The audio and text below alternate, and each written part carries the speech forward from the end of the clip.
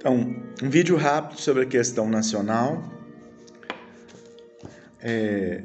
que um leitor me pediu. Então, a questão nacional brasileira ela surge no momento em que as nações indígenas passam a participar da história europeia através da fundação de um Estado colonial aqui. O Estado colonial, desde sempre, é um proletariado externo, quer dizer, ele vive explorado para dar lucros para a metrópole. A colônia é assim, então ela é uma empresa de saque, o colonialismo português, né? A imagem que os portugueses têm do país de início é de paraíso, vários outros cronistas também europeus têm essa imagem, uma imagem de paraíso. Ela prossegue até o século XX, até o modernismo. Ao despertar da consciência do Brasil como nação, é da guerra com a Holanda, porque quando a Holanda invadiu o país, o Nordeste, em função do fato que Portugal tinha sido unificado com a Espanha, e aí a Espanha estava em guerra com a Holanda, bem a partir da questão dos católicos contra os protestantes, os holandeses vieram aqui, inclusive houve fuzilamento de padres católicos, que hoje se pensa em canonizar, né, que até com alguma razão. Então, os brasileiros tiveram que juntar o dinheiro e expulsar os holandeses. Houve pouca ajuda, o maior esforço da guerra foi brasileiro.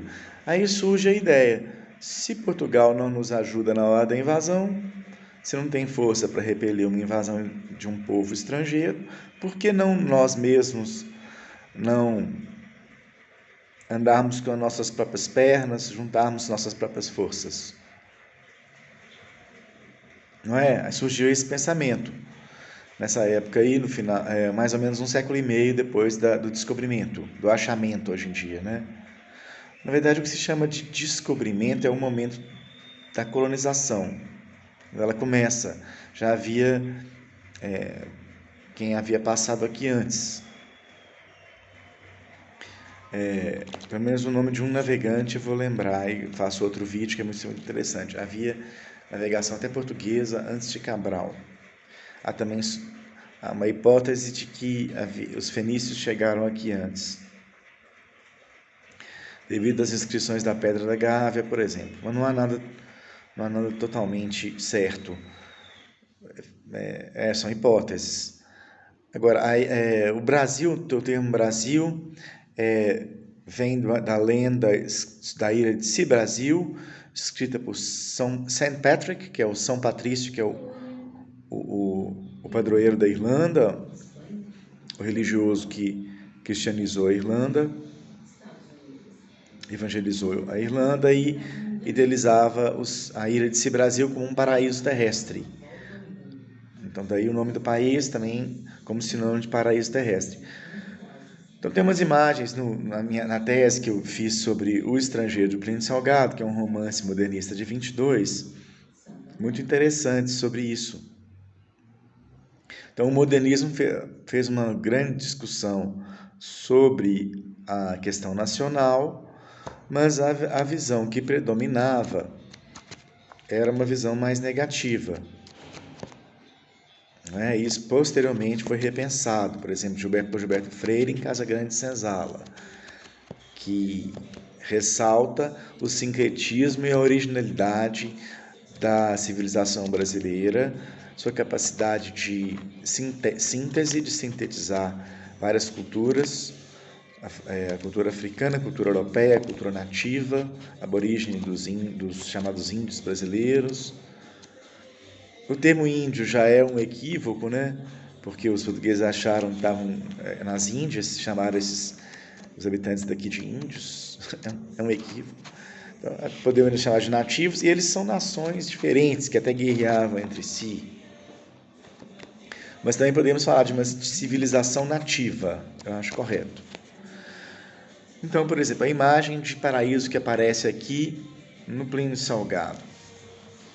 No Estrangeiro, é a história que eu pesquisei no mestrado, é a história de um imigrante russo que vem e funda uma fábrica, tem essa imagem de paraíso, surge a imagem de paraíso aqui, vou ler uma para dar um exemplo, depois ele passa para a ideia de um país que, como tem as mesmas taras, os mesmos problemas da Europa, de países como Espanha e Grécia, que já estão em ruínas, né? Impérios foram impérios, agora estão em ruínas. No Brasil já tem uma civilização nova que já tem os problemas das antigas. Então discute-se como reformar, mas há quem diga, igual José Maria Belo, lá na Revista do Brasil, no começo do século XX, que o jeito é destruir e começar em novas bases de novo esse país. Então, alguns pensadores são muito importantes para pensar isso. Eu ressalto o que o César Benjamin sintetizou lá na agora extinta revista Caros Amigos, que o processo civilizatório do Brasil é no sentido do Brasil se tornar nação para si, ao invés de empresa para os outros. César Benjamin, que é o editor da Contraponto, sobre o qual falarei posteriormente, intelectual que eu admiro muito, sintetizou assim na revista Caros Amigos. Ele possivelmente leu Darcy, leu outros, né? Roland Corbusier, também um hegeliano, já falecido, sintetizou o dilema do país lá nos anos 60 como: o Brasil importa ser e exporta não ser. Quer dizer, ele exporta produtos que não são da cultura, que não expressam sua cultura, que é o minério de ferro bruto, e importa o ferro gusa, o carro, o avião, o computador, que são produtos de uma outra cultura. Então, ele é colonizado nesse momento por outras culturas. Não é? O país torna-se uma embalagem de uma outra cultura que é depositada aqui. Nos anos 60 também, o Partido Comunista, o Instituto Superior de Estudos Brasileiros e a Universidade de São Paulo debateram essas questões, e lá no início dos anos 60 chega-se a uma formulação interessante. O Brasil não tem lugar como um país capitalista desenvolvido. Seu dilema é de subcapitalismo ou socialismo. Então, ou vai ser um país onde vai faltar escola e as crianças vão estar famintas e tal, um subcapitalismo, ou vai ser um país socialista. Interessante, né? Só ler então a imagem de paraíso do Plínio Salgado, o vídeo está ficando já longo. Aqui no Estrangeiro, a imagem de paraíso, ó, que o Juvencio, que é um professor nacionalista, expressa. E então tudo era selva, onde dormia o mistério. Bandos de periquitos, projeções verdes da terra que estampavam-se no céu, ainda inocente de crimes. Continuação indefinida da manhã úmida e verde, que a arca de Noé encalhou na montanha. Altas palmeiras emergindo das florestas oceânicas, estilizando a alma sentimental da rude natureza meridiana. Macacos balouçando nos ciporais pendentes das perobeiras. Oceano, oceano.